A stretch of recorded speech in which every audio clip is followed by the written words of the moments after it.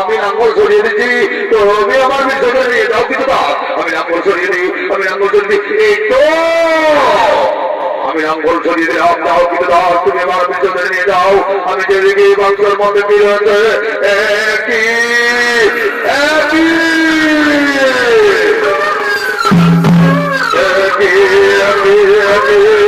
এই বাক্সের মধ্যে রয়েছে শিশু কন্যা, এই শিশু কন্যা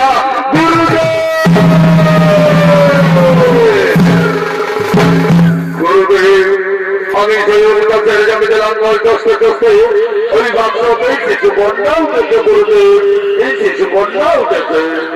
এই রাজন, এই শিশু কন্যা সেই শিশু কন্যা নয়, স্বয়ং মা লক্ষ্মী যারা নামে অবতীর্ণ হয়েছে।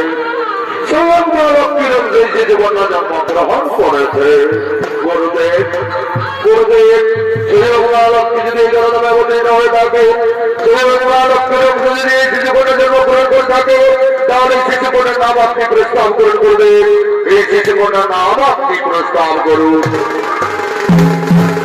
রাজন, স্বয়ং তুমি চাষের জমিতে লাঙ্গল চষতে চষতে স্বয়ং বসুন্ধরা দেবী ধরিত্রী মা তোমার এই শিশু সন্তান প্রদান করেছেন। তাই এই শিশু সন্তানের নাম সীতা, সীতা, সীতা। আর যাও রাজন, আজ তোমার নাম অনুসারে সকলেই জানবে পৃথিবীর অধিপতি জনকের কন্যা জানকী, জানকী, জানকী। যাও রাজন, আজ শিশু কন্যারে তুমি নিজ কন্যার মতো করিবে লালন পালন, নিজ কন্যার মতো করিবে লালন পালন। গুরুদেব, গুরুদেব, আপনার আদেশ আমি অক্ষরে অক্ষরে করিব পালন।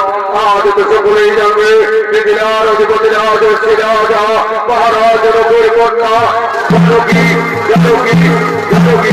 গুরুদেব, আজ দেশের কন্যা আমি নিজ কন্যার মতো করিব লালন পালন। আজ দেশের কন্যা নিজ কন্যার মতো করিব লালন পালন। গুরুদেব, আপনার আদেশ পালন করতে গিয়ে আজ আমার সমস্ত মনস্কামনাই হয়েছে পূরণ। মস্তকের উপরে মেঘটলমল করছে, বিসর্জন করছে, সৃষ্টি করে আরম্ভ হচ্ছে আমার